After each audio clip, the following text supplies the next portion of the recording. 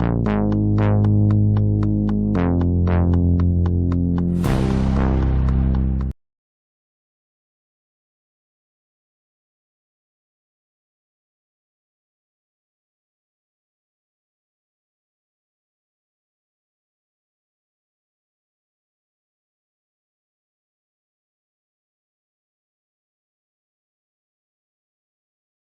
guys, as usual, I misspoke something in this video. I want to give a shout out to Hobo Freight Ham Radio, a new ham YouTuber coming up. I've mentioned him at the end of the video, but I didn't get the name right. But I'm going to have a link to his channel in the description of this video. Y'all be sure to check him out. Hope you enjoy this video. 73.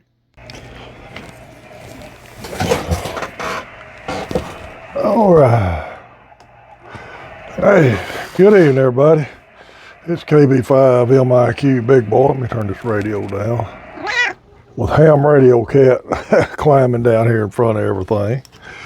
All right, guys, we got a little subject we're going to talk about tonight. Electrical safety, generator use, and communicating after a major weather event. And I got the idea for this. They listen to things that's happening here on the East Coast where this hurricane has really tore up the Carolinas. Just, I've heard me talk about my radio experience. Let me give you a little update on my electrical experience. Back in '91, I attended a vocational school for 2.5 years. I actually attended it with WD5HKV, Jeff, for a residential commercial electrician. Jeff and I worked for the same contractor at night for a year, wiring houses, doing light commercial work. I ran my own part-time electrical business here for about 10 years. I was a generator mechanic in the Army for a brief period of time between my stint as infantry before I went to the Air Force. I was an electrician in the Air Force Reserve. I actually was shop chief at one point over the electricians. Not an expert, but I have had some experience with it. I like to say I'm a jack of all trades and master of none. All right, so we're going to talk a few things about things that's going to happen after the event. And we're talking about a major disaster where public services have really taken a hit during the storm. All right, generators. A lot of people now have gone and invested in whole house generators with automatic transfer switches on them. That's fine. You're looking at a $12,000 to $15,000 investment. If you got that kind of money and you want to do that, that's great. Not going to say anything about it. Just so happened today I actually talked to an installer, and he said a lot of people don't realize with those is that they're standby generators. They're not meant to run till the end of time 24/7. So if you've got one of them, it might behoove you to turn it off periodically. It'll save fuel if you've got it on LP gas or natural gas, and it'll save wear and tear on it. So anyway, that's about all I'm going to say about those. Now, I should have put a manual transfer switch on my house when I wired it back in '97. But being the cheap old ham I am, I opted not to. That time, the switch alone was $500. And I urge any of you, if you're doing a new build or a remodel where they're doing a full service change out and you're considering any kind of generator use, that's when to put the switch in, because it's hard to retrofit an existing service for a switch. The main thing to remember when you're running generator power is, now I'm going to tell y'all some things I was told as by the instructors and things I was told talking to power companies. The only safe, legal way to be able to hook a generator to your house is with a transfer switch, whether it be automatic or manual.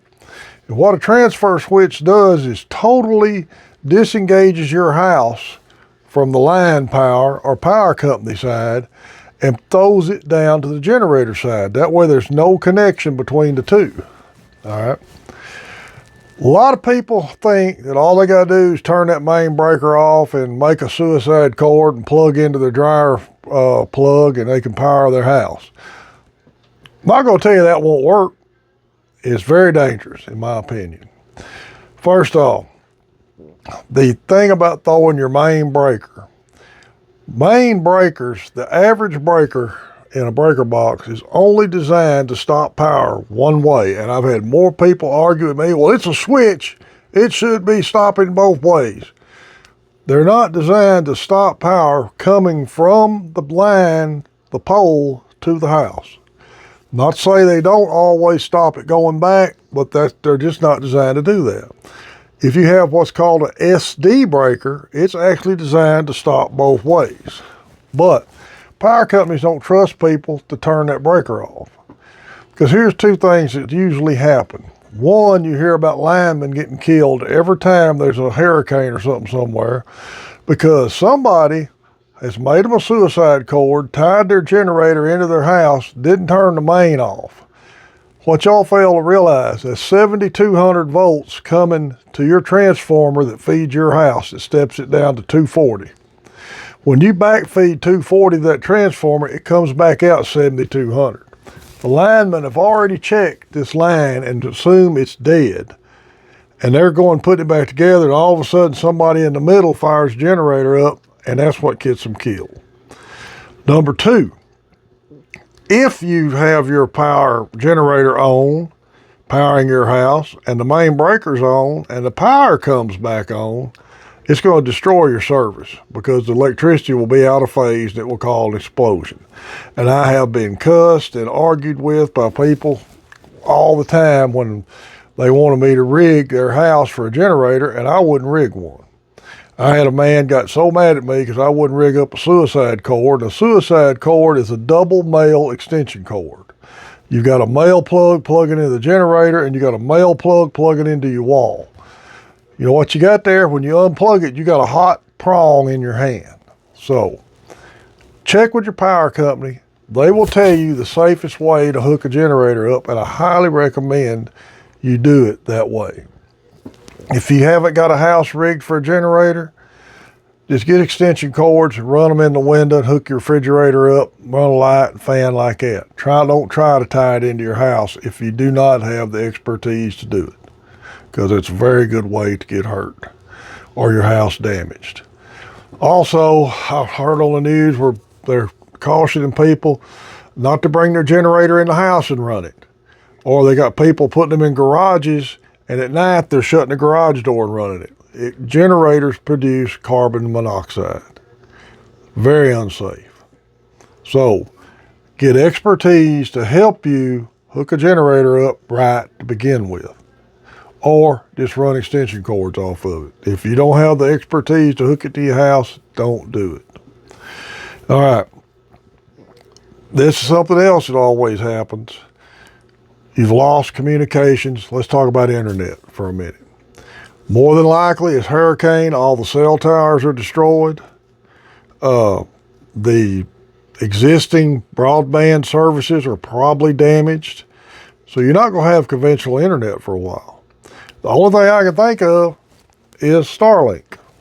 I'm on Starlink now and I love it. You need to remember to pull your dish down before the hurricane blew it away. If you did that, and you got a way you can get an inverter on a 12-volt battery, you can hook your router back up that way and get back on internet with that. Or I believe Starlink even offers 12-volt routers. Something to think about. But that's one way, or you don't have to live without the internet. Now, I wonder how many people who bought these rapid radios up there in the Carolinas are really proud of them now, because they don't work without cell phone service. That's what we've tried to tell everybody on them things. In fact, since this hurricane's hit, I'm not seeing their ads come across my feed much anymore. To communicate with the outside world, CB radio, family radio service, GMRS, and of course ham radio. Ham radio operators are set up there now trying to get messages out for people right now. They've already moved into the area doing that. If you don't have a way to communicate, try to contact a ham radio operator somewhere and they will help you get a message out. If you want to be prepared for the next one, get a plan in place. The main thing with having these events happen, after they've happened, it's not the time to try to figure out what to do. You should have your plan in place ahead of time. And if you want amateur radio to be a part of it, I highly recommend it. Of course, you got to think this, as ham radio operators, we've all got junk and extra stuff laying around for field expedient antennas, because more than likely their permanent antennas were destroyed in this thing also. But they've got wire and stuff available where they can rig up field expedient dipoles to get a message out. Consider GMRS for short range communication throughout a neighborhood. Whatever you consider, look at it now and try to get it set up so you'll be ready for the next one. I've heard instances of people burning, catching houses on fire with candles and stuff. Little pop-out lights are too cheap on Amazon that runs on batteries. Figure out a way to get you some battery lights, put a little box together of lights, batteries. Don't leave the batteries in the lights. Have the batteries separate. But you'll have a little kit that you're ready for stuff like this. Have a manual can opener. That sounds silly to say, but in the ice storm of 2000, I had some Y2K stuff bought up, 50 gallons of water in the house, canned food up the wazoo, and didn't realize that my then wife did not have a manual can opener in the house. All we have is electric. Luckily, I dug through my military junk and found some old P38s where I could open canned food up with. All this stuff requires you to make an emergency plan. It doesn't have to be an expensive kit, but you need to think about this. How am I going to get power? How am I going to communicate? Lights, first aid, things like that. I feel for all these people, what they're going through now. I really do. I hate that's happened to anybody. And I hope amateur radio's up there helping them out. But when you've had an event like this happen, you don't want to add insult to injury by hurting yourself or damaging your property further through improper use of a generator, unsafe use of a generator, unsafe use of gas grills, candles, things like that. Think before you do stuff like that. Gas grills produce carbon monoxide just like generator motors. You can't bring them in the house and run them. Be aware of what you got to look for. Set some stuff aside to begin with so you'll have it on hand and get a plan together. I hope this helps. I hate to see stuff like this happen to people. I really do. And amateur radio is always a good way to have a backup communications plan. I know amateur radio operators out there are helping them out right now. Guys, that's about all I can think of. I got some more slides, some Hamfest coming up. Remember Main Trading Company in Paris, they are still getting their stock up and should have their store fully operational here as quick as they can. We're 1639 subscribers. I appreciate everybody subscribed to the channel. Check, make sure you're still subscribed. And if you're watching me for the first time, be sure to hit that subscribe button. Also, I'll give a shout out to Hobo Ham Radio. His channel, I'm going to put a link to it. It's a new ham radio YouTuber coming up, so I'm going to have a link to his channel out there at the end of this video, in my description of this video. It's KB5MIQ Big Boy 73.